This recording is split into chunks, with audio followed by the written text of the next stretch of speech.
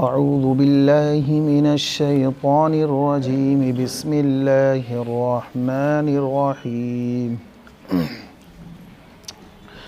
لیس البر ان تولوا وجوہکم قبل المشرق والمغرب ولكن البر من آمن باللہ واليوم الآخر والملائكة والكتاب والنبيين وآتى المال على حبه ذوي القربى واليتامى والمساكين وابن السبيل والسائلين وفي الرقاب وأقام الصلاة وآتى الزكاة والموفون بعهدهم إذا عاهدوا والصابرين في البأساء والضراء وحين البأس أولئك الذين صدقوا وأولئك هم المتقون صدق الله العظيم.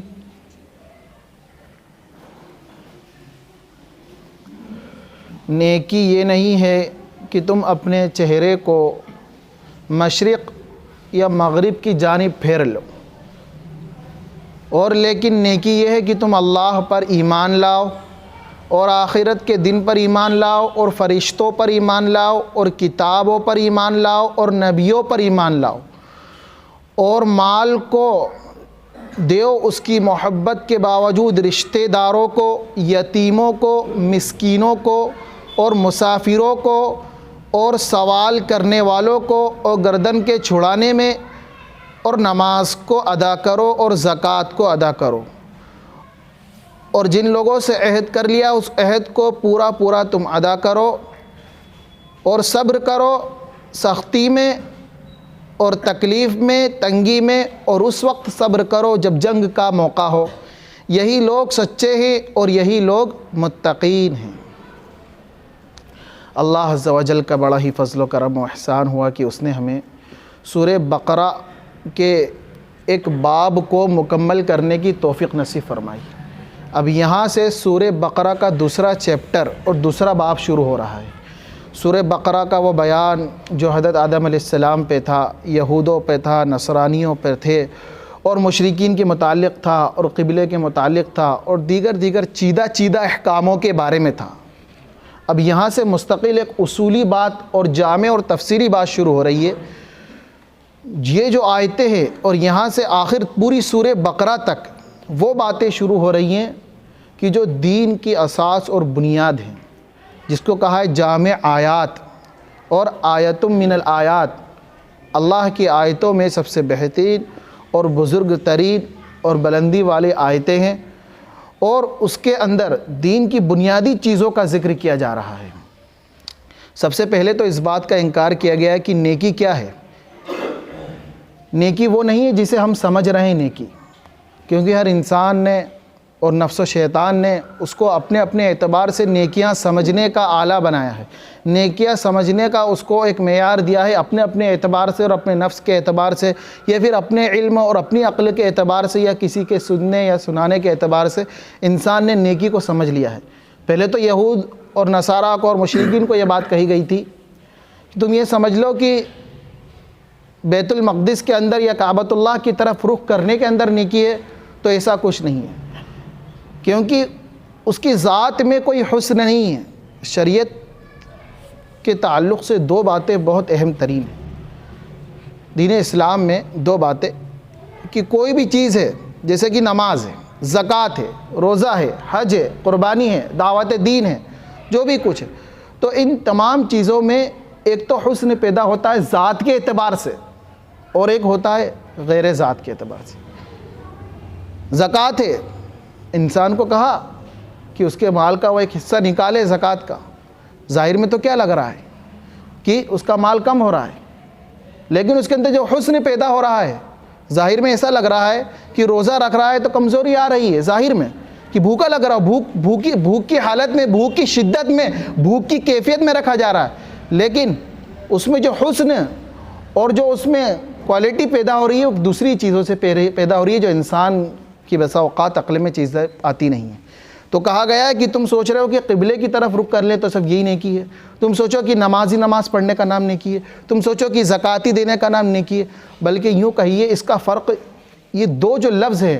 ہی اور بھی، اس سے سمجھ لیجیے آپ کہ ہم سمجھے کہ نماز ہی پڑھنا دین ہے، ہم سمجھے کہ زکوٰۃ ہی دینا دین ہے، بلکہ یوں کہیے کہ نماز پڑھنا بھی دین ہے، لوگوں کی مدد کرنا بھی دین ہے، پانی پلانا بھی دین ہے، اچھے اخلاق کا مظاہرہ کرنا بھی دین ہے، روزے رکھنا بھی دین ہے۔ یہ فرق سمجھ، اصل میں فرق یہیں پر ہی ہو رہا تھا کہ کفار مشرکین نے اور یہود نصارہ نے سمجھ لیا تھا کہ قبلے کی طرف رخ کر رہے ہیں اور اس میں بحث و مباحثہ کر رہے ہیں اور اس کو سب کچھ سمجھ رہے ہیں اور اس میں اپنا وقت ضائع کر رہے ہیں، تو یہی نیکی کی چیز ہے۔ لیکن قرآن مجید آیا، اللہ عز و جل نے کلام پاک میں صاف طور پر وہ معیار بتا دیا کہ نیکیوں کا معیار کیا ہے۔ نیکیوں کا معیار وہ ہے جو اللہ عز و جل نے سورہ بقرہ کے جو دوسرا چیپٹر یہاں سے شروع ہو رہا ہے، جو مستقل باب شروع ہو رہا ہے، وہاں سے بتا دیا کہ نیکیوں کا معیار اور نیکیاں اس کو کہتے ہیں۔ بر، لیس البر، بر کا مطلب کیا ہوتا ہے؟ نیکی، مطلق نیکی، کوئی خاص نیکی نہیں، اس کے اندر ظاہری باطنی اور تمام طرح کی چھوٹی بڑی ہر طرح کی نیکیاں شامل ہے بر کے اندر۔ کہا نا ابواب بر، کہ بر کے سارے چیپٹر اور بر کے سارے باب شروع ہو رہے ہیں۔ لیس البر ان تولوا، سب سے پہلے تو نفی کر دی کہ تم یہ مت سمجھنا کہ ایک چیز کے اندر نیکی منحصر ہے، بلکہ نیکیاں کتنی چیزوں کا نام ہے؟ ٹوٹل یہاں پر 16 باتوں کا آخری تک ذکر آئے گا۔ اللہ عز و جل سے دعا ہے باری تعالیٰ میرے اندر اور تمام امت مسلیہ کے اندر یہ 16 کی 16 باتیں پیوست ہو جائیں، آنی جائیں، بلکہ پیوست ہو جائیں اور رگ و ریشوں کے اندر سما جائیں۔ اتنی بنیادی باتیں کی گئی ہیں، 16 بنیادی باتیں کہ اگر ایمان والا مسلمان اس کو سمجھ لے تو اس کے لیے دین پر آسان ہی نہیں بلکہ اس کے لیے دین پر بالکل آسان سے بھی آسان ہو جائے گا عمل کرنا۔ کہ دین کو سمجھنے کے لیے ان 16 باتوں کو جو یہاں پر اجمالی طور پر بھی ذکر کیا گیا ہے اور پوری سورہ بقرہ کے آخر تک ذکر کیا جائے گا۔ تو سب سے پہلے تو کیا بات کہی گئی؟ لیس البر ان تولوا وجوہکم قبل المشرق والمغرب، مشرق اور مغرب کے ذات میں کوئی حسن ہی نہیں ہے، بلکہ یہ تو اللہ کا حکم ہے۔ اللہ اگر چاہے تو بیت المقدس کی طرف حکم کر دے، کعبۃ اللہ کی طرف حکم کر دے، جیسا اللہ جب حکم کر دے، اصل تو طاعات ہے، اصل تو کیا ہے؟ فرما برداری ہے۔ ان تطیعوا تہتدوا، تو اصل تو فرما برداری ہے۔ تو کہا گیا ہے لیس البر ان تولوا وجوہکم قبل المشرق والمغرب ولکن البر من آمن، اور نیکی یہ ہے سب سے پہلی جو پوائنٹ کی چیز ہے جو ہم سب کے لیے ضروری ہے، اور ہم اس کو بدیگر الفاظ یوں بھی کہتے ہیں کہ کلمہ ہے، کلمے کی محنت یا کلمے کی دعوت یا پھر کلمے کا عنوان جو ہے سب سے پہلی چیز وہ ذکر کی جائے، آمن باللہ، اللہ پر ایمان لانا جو ہے نا کانسیپٹ ایمان لانے کا سب سے بڑی چیز یہی ہے۔ صحابہ اکرام نے کیا فرمایا؟ علمنا الایمان قبل ان تعلمنا القرآن، علمنا الایمان قبل ان تعلمنا القرآن،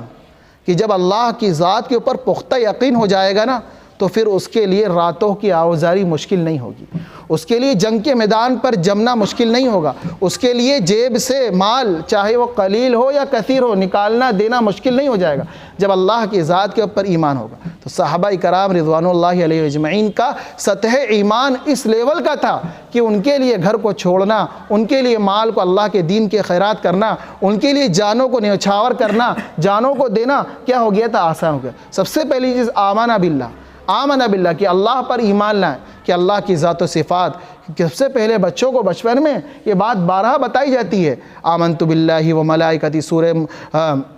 ایمان مجمل میں اور ایمان مفصل میں کیا بات کہی گئی ہے؟ آمنت باللہ و ملائکتی، کہ اللہ پر ایمان لانا، کہ اللہ کی ذات و صفات کے ساتھ اس کو ماننا، جو اس کی ذات ہے، جو اس کی صفات ہے اور اس کی تمام خوبیوں تر سے اس کے اوپر ایمان لانا کہ اللہ کی ذات کتنی بڑی ہے۔ کہ سب سے پہلے کیا کہا گیا حضرت معاذ بن جبل رضی اللہ عنہ کو کہ لوگوں کو دعوت دینے جائے تو سب سے پہلے کس چیز کی دعوت دینا؟ ان کو یہ مت کہہ دینا کہ نماز شروع کر دو، زکوٰۃ دینا شروع کر دو، روزہ رکھنا شروع کر دو، توحید، ان توحد اللہ، اللہ کی وحدانیت، اللہ کی ربوبیت، اللہ کی سمدیت، اللہ کی خالقیت، اللہ کی رزاقیت بتلانا کہ اللہ کتنا بڑا ہے، کہ تتفکر فی خلق اللہ لا تتفکر فی اللہ، کہ اللہ کی مخلوق ہے اس میں غور و فکر کرنا ہے۔ تو اللہ کی ذات کی معرفت حاصل ہوگی کہ اللہ کی مخلوق، کہ اللہ نے کیسے زمین پیدا کی، اللہ نے کیسا آسمان بتایا۔ یہ سردی کے موسم ہے، ان سردیوں کے موسم کے اندر ہم جو فائدہ اٹھا رہے ہیں ان سویٹرز کے ذریعے سے اور ان کھال دباغت دی کھالوں کے ذریعے سے، اس میں بھی اللہ کی بڑی عبرت ہے۔ قرآن مجید کو اٹھائیے، آپ قرآن مجید کو پڑھیے تو پتہ چلے گا فیہا منافع فیہا دفع و منافع للناس، کہ اس سے بچنے کا سامان لیا گیا۔ انسان سردی سے بچ رہا ہے تو اللہ کی نعمت کی شکر گزاری کرنا ہے، تو کیا ہوگا؟ آمن باللہ، اللہ پر وہ ایمان لائے گا، جیسا اس پہ ایمان لانے کا حق ہے کہ اللہ کی تمام صفات، اللہ کی تمام قدرت، اللہ کی تمام ربوبیت، اس کی خالقیت کو پہچاننا۔ سب سے بڑی نیکی کیا ہے؟ اللہ تعالیٰ کے اوپر ایمان لانا، ایمان کے بول بولنا، ایمان کی محنت کرنا، ایمان کو بار بار کہنا۔ تو سب سے بڑی چیز یہ ہے کہ جب یہ ساری چیز ہو جائے گی تو بعد میں جو اعتقاد کی باتیں بھی آئیں گی آگے، معاشرت کی باتیں بھی آئیں گی آگے، اخلاق کی بات بھی آئے گی آگے، وہ تمام چیزوں پر عمل کرنا آسان ہو جائے۔ تو سب سے پہلی بات کیا گئی؟ من آمن باللہ، اللہ کا پر ایمان لانا، والیوم الآخر، کہ بہت سے لوگ تو ایسے تھے جو اللہ کو تو مانتے تھے لیکن ساتھ میں بتوں کی پرستش کرتے تھے اور آخرت کے دن کا بھی انکار کرتے تھے، کہ ایمان والے کے ایمان کا ایک حصہ ہے کہ آخرت کا کانسیپٹ اور آخرت کا نظریہ، بعض بعد الموت کہا گیا ایمان مجمل، ایمان مفصل کے اندر، کہ ہم ایمان لائیں مرنے کے بعد اٹھائے جانے والی زندگی کے اوپر، والیوم الآخر، کہ جب آخرت کا خوف اور آخرت کا ڈر ہوگا تو خود بخود اعمالوں کے اوپر ابھارے گا۔ کہ دیکھیے کتنی بڑی چیز ہے خشیت الہی، کہ یہی تو صوفیہ کے وہاں ہوتا ہے کہ دل پر محنت کی جاتی ہے اور خشیت اور خوف، اللہ کا ڈر دل میں پیدا ہوتا ہے، تو انسان خود بخود کیسی بھی سردی ہو اور کیسا بھی آرام ہو، کمبل کیسا بھی ہو، اس کو چھوڑ کر اللہ کے سامنے کھڑا ہو جاتا ہے۔ کہ کیسی بھی حالت ہو، کہ گناہوں کا موقع آ گیا ہے، بلکہ گناہ کو پڑھ رہا ہے، لیکن دل میں خیال آ گیا کہ این اللہ، اللہ کہاں ہے؟ اللہ دیکھ رہا ہے، کل قیامت کے دن اللہ مجھے یہ سزا دے گا، تو فوراً اس گناہ کی جگہ میں جہاں پڑھنے ہی والا تھا وہاں سے ہٹ گیا۔ وہ آخرت کے دن تھا کہ کیا بات تھی، نبی اکرم صلی اللہ علیہ وسلم کو سورہ ہود نے اور فلاں صورتوں نے بوڑھا کر دیا تھا، بالکل ان کو لاغر کمزور کر دیا تھا کہ دبے چلے جا رہے تھے۔ کیا بات تھی کہ ان ساری صورتوں نے آخرت کی طرف قریب کر دیا، ان کے اندر واقعات آخرت کے ہیں۔ تو آخرت کے دن کا استحضار ہونا، اب سب سے پہلی چیز آمن باللہ، اللہ پر ایمان لانا، والیوم الآخر، اور آخرت کے دن کے اوپر ایمان لانا کہ وہ دن ضرور آئے گا جس دن مرنے کے بعد زندہ کیا جائے گا، چاہے ہماری ہڈیاں بوسیدہ کیوں نہیں ہو جائیں۔ ہاں، کہ کافر نے کہا کھڑے ہو کر کہ کیا اللہ تعالیٰ اس کو زندہ کرے گا؟ تو اللہ تعالیٰ نے کر کے دکھا دیا۔ قرآن مجید کو اٹھائیے، پڑھیے، اللہ تعالیٰ نے بالکل اس شکل میں جو مخلوق تھی، اللہ کی جو خلق تھی، اس کے اندر بالکل گوشت پوشت پیدا کر دیا اور اس کو زندہ چلتا پھرتا کر دیا، دکھا دیا کہ یہی چیز کل قیامت کے دن بھی پیش آئے گی، کہ تم لوگ اپنی قبروں میں سے اٹھ کھڑے ہوں گے۔ آج کے جو لوگ قبروں میں سو رہے ہیں وہ اٹھ کے کھڑے ہوں گے، یہی تو ہے آخرت کا دن، اور یہی تو بعد الموت کا کانسیپٹ اور وہ نظریہ جو ایمان والے کو اپنے ایمان میں مضبوط کرتا ہے، اعمالوں پر کھڑا کرتا ہے۔ والیوم الآخر والملائکہ، اور فرشتوں پر ایمان لانا، کہ آج دیکھیں کہ دین کی محنت ہوتی ہے، بارہا کہا جاتا ہے کہ فرشتوں کی مجلس ہے، فرشتوں کی محنت ہے، کہ اللہ کا قرآن پڑھا جا رہا ہے، فرشتوں کی مجلس ہے، اللہ کے دین کی بات کہی جا رہی ہے، فرشتوں کی مجلس ہے۔ اگر یہ سب نظر آ جائیں، فرشتوں پر ایمان لانے کا کیا مطلب ہے؟ بہت سارے مطالب علماء نے لکھے ہیں، لیکن کیا کہ اگر یہ فرشتے نظر آ جائیں تو دنیا کے سارے ہی لوگ بیٹھ جائیں گے۔ نظر کیا ہے؟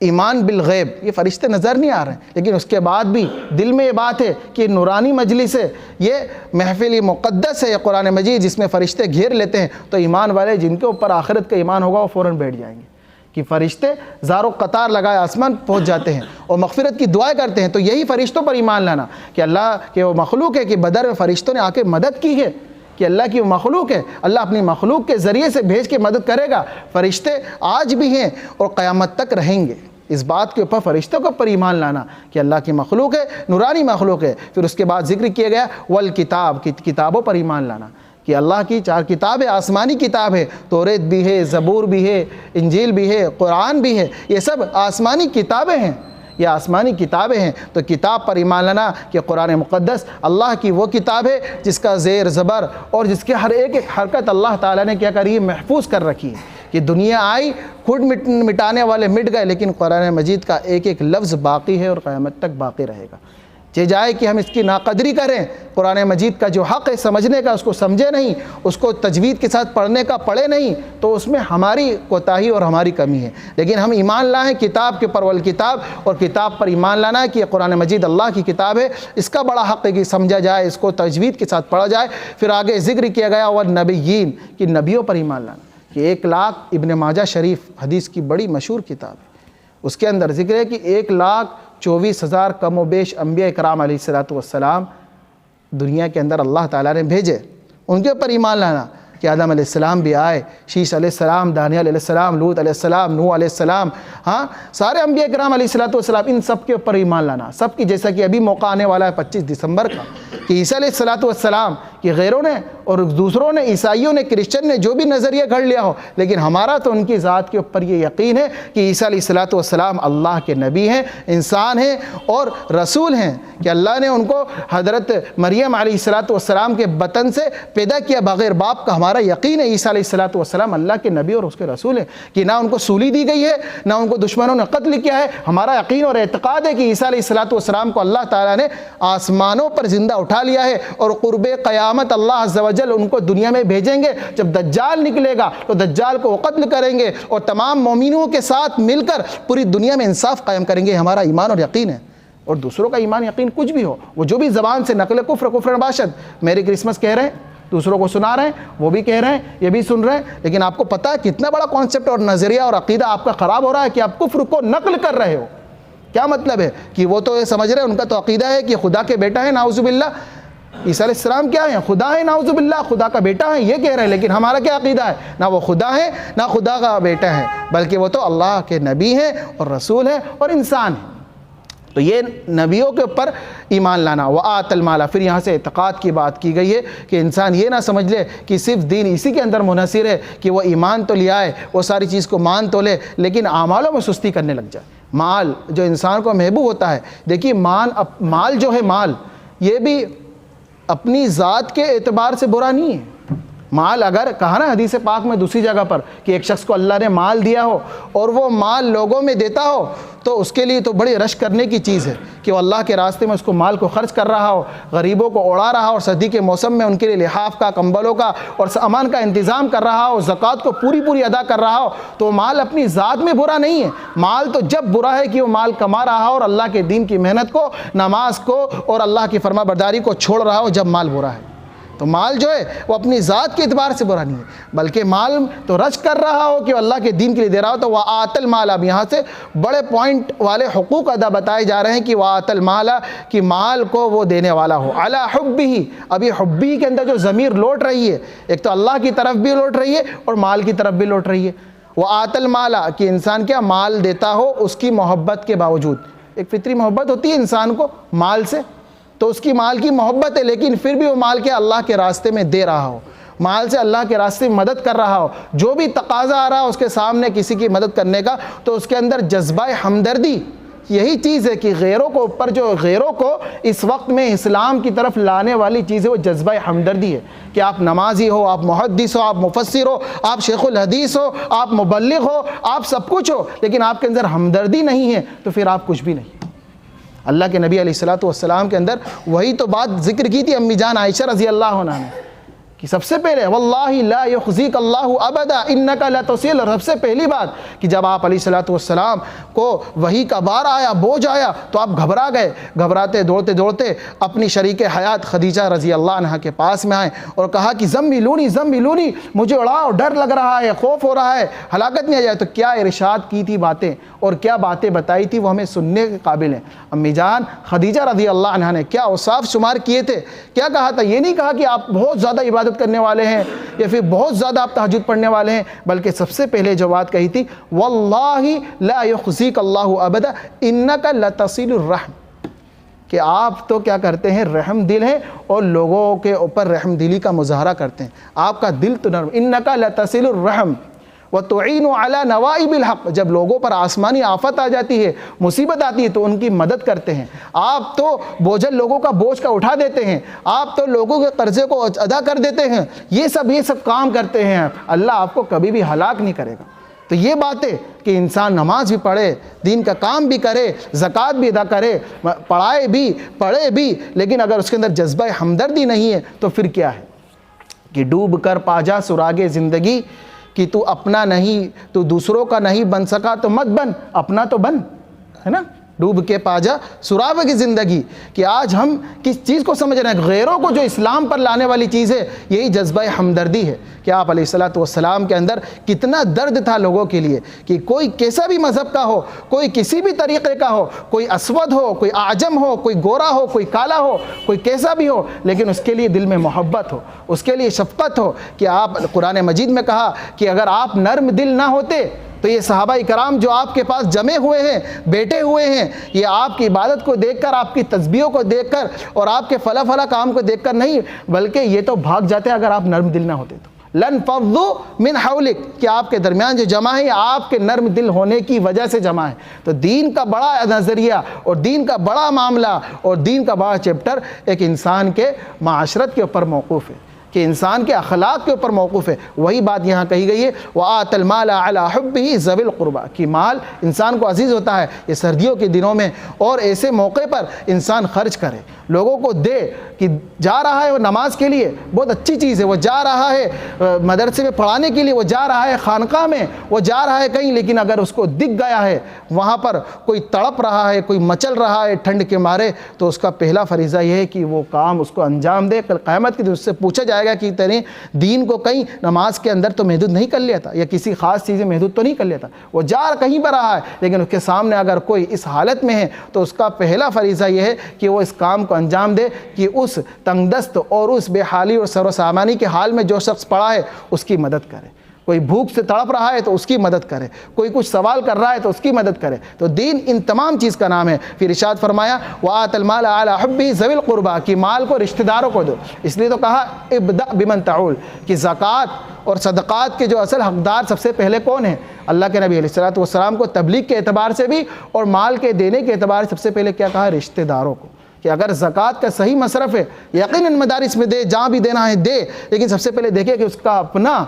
کا اپنا پڑوسی جو قریبی میں ہے، جو اس کے سامنے اٹھنے بیٹھنے والا ہے، جو اس کے سامنے رہنے سہنے والا ہے، اور جو اس کا اپنا ہے اس کی کیا حالت ہے، اس کی پہلے پوچھے اور پھر اس کو دے، اس کی مدد کرے، اور پھر دنیا کو دینا ہے تو دے۔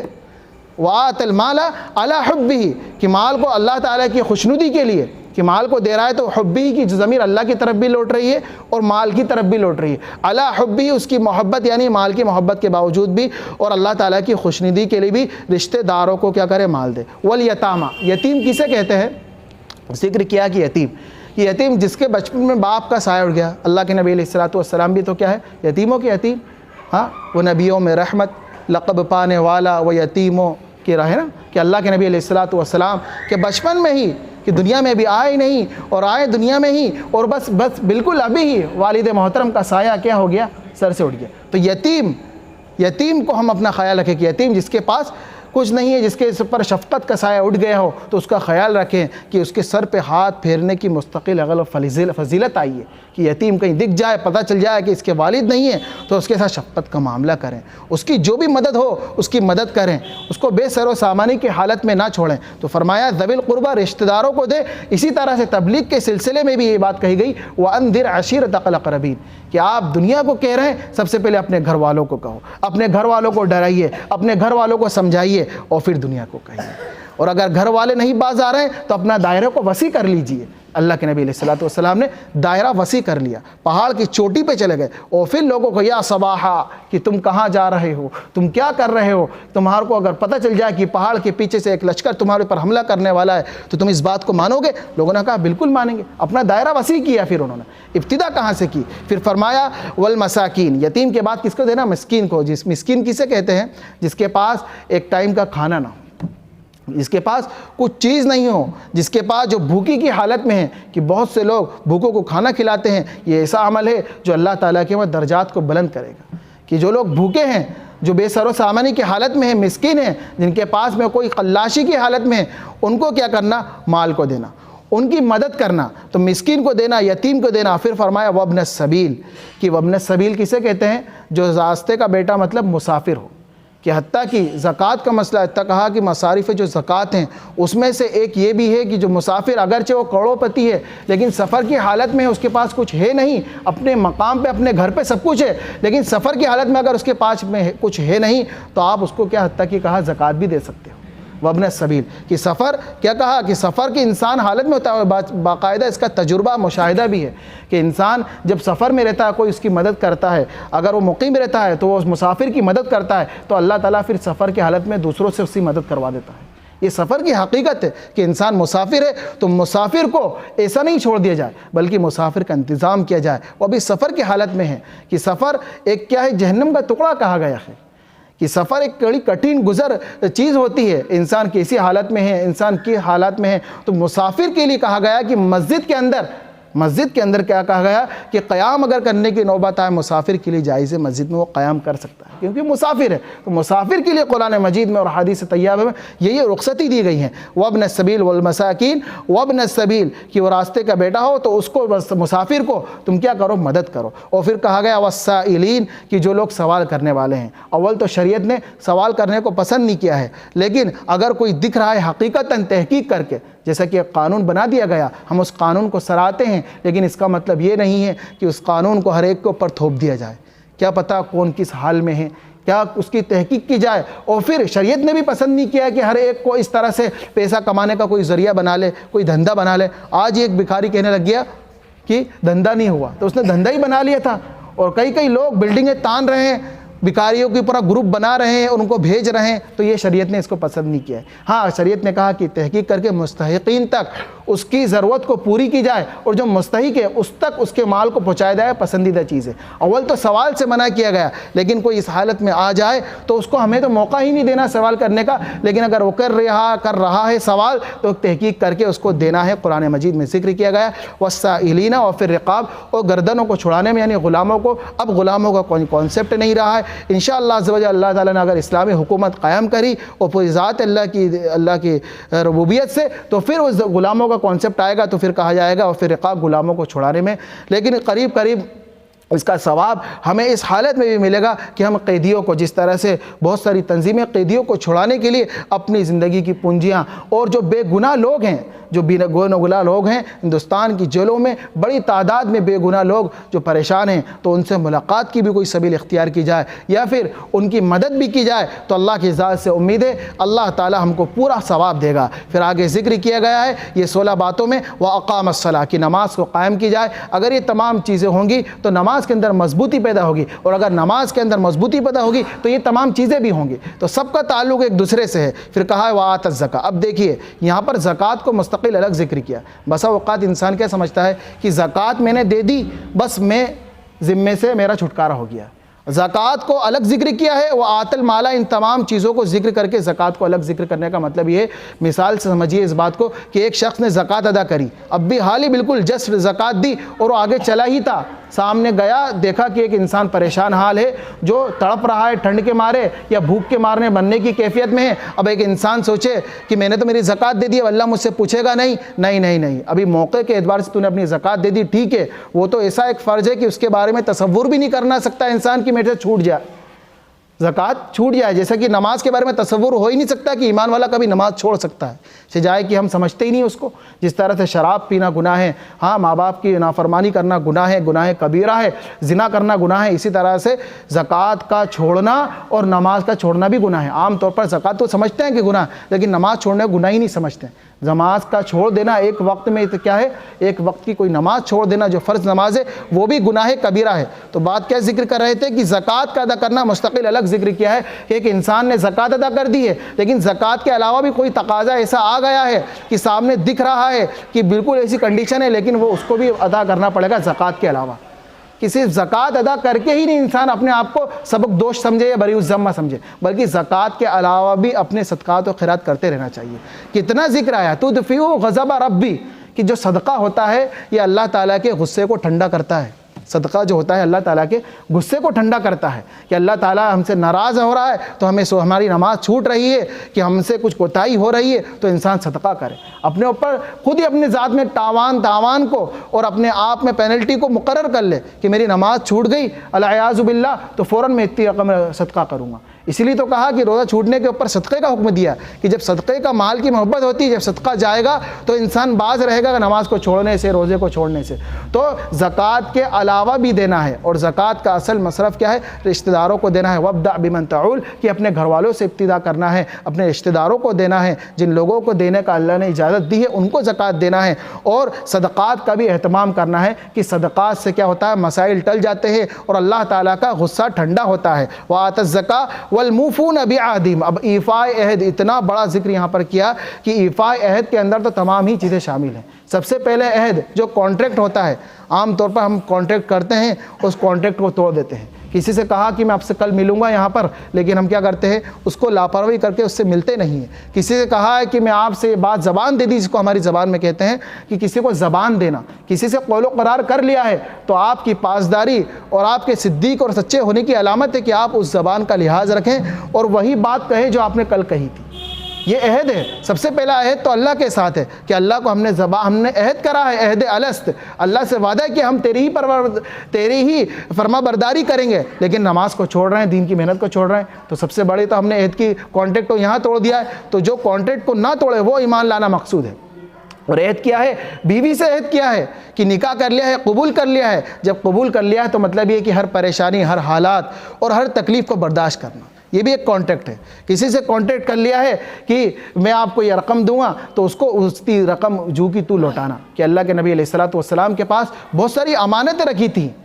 کہ آپ علیہ الصلوۃ والسلام کے دشمن تھے، تو آپ نے حضرت علی رضی اللہ عنہ کو فرمایا کہ تم مدینہ المنورہ تشریف لانا، ان لوگوں کی امانتیں دے کے، کون لوگ؟ جو دشمن تھے، جو آپ کی جان پر اترنے والے تھے، ان کی امانتیں دے کے آنا۔ تو یہ امانتیں کتنی بڑی چیز ہوتی ہے۔ تو ایمان والا صدیق اور سچا جب کہلائے گا جب اپنے عہد کی کیا کرے گا؟ پاسداری کرے گا، کہ جو بھی عہد کیا، اللہ سے عہد کیا ہے، بیوی سے عہد کیا ہے، بچوں کی پرورش کا عہد کیا ہے، ہاں عوام کا حق ہے کہ ان کو دین کی محنت سے جوڑا جائے، یہ عہد ہے اللہ کے ساتھ میں کہ ان کو قرآن سے جوڑا جائے۔ اللہ نے آپ کو علم دیا ہے تو ان کو علم سکھائے، تمام عہد ہیں۔ ان تمام عہد کی بھی اگر پابندی کر لے گا ایمان والا تو ان تمام چیزوں کے اوپر عمل پیرا ہو جائے گا۔ والموفون بعہدہم اذا عاہدوا، کہ جب عہد کر لیا ہے تو اس عہد کو پورا کرے۔ والصابرین فی البأساء والضراء، کہ پوری 16 باتیں آپ دیکھیں، پوائنٹ سے پورا گینے شمار کریں، آپ کو پوری 16 باتیں یہاں ذکر آئیں گی۔ والصابرین، اور صبر کریں، کس حالت میں؟ کہ صبر کرنے والا یہ اخلاقیات جو میں نے ذکر کیا کہ عبادات ہو گئی، معاملات ہو گئے اور معاشرت ہو گئی، اب اخلاقیات کا ذکر ہے۔ والصابرین فی البأساء،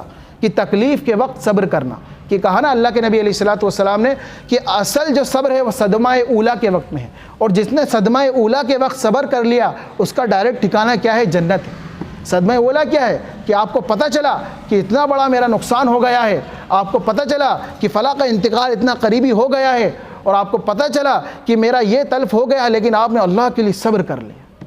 صبر پیجا، صبر ایام کی تلخی، ہنس کے ناصر، کہ صبر کے پینے میں اللہ نے جو مزہ رکھا ہے، کہ صبر آپ نے کر لیا تو اللہ آپ کو ڈائریکٹ جنت کے نظارے کرے، کہ صبر آپ نے کر لیا کسی تکلیف کے اوپر تو اللہ تعالیٰ آپ کو وہ انعام دے گا جو آپ تصور بھی نہیں کر سکتے۔ کہ صدمہ اولیٰ کے وقت میں پہلا صدمہ پہنچا اور صبر کر لیا، کہ انسان کو اکثر جو بیماریاں، جو ڈپریشن میں اور انزائٹی میں مبتلا جب ہوتا ہے، کہ جب وہ انسان جو غیر ضروری چیزیں ہوتی ہیں اس کو دل پہ لے لیتا ہے، تو بسا اوقات وہ انسان ایسی بیماریوں میں، ایسی مصیبتوں میں گر جاتا ہے جو نہیں گرنا چاہیے۔ تو صبر کا جب کرے گا انسان تو اللہ تعالیٰ اس کو درجات کی بلندی عطا کریں گے۔ والصابرین فی البأساء، تنگی کے وقت میں، کہ فقر جو چیز ہے کہ فقر کو مانگنا نہیں ہے۔ دیکھیے نبی علیہ الصلوۃ والسلام کا 12 حدیث میں جو فقر ذکر کیا جاتا ہے، یہ فقر کوئی محمود نہیں ہے، یعنی پسندیدہ نہیں کہ انسان فقر کو مانگنے لگ جائے، بلکہ اللہ کے نبی نے تو سکھایا ہے کہ تم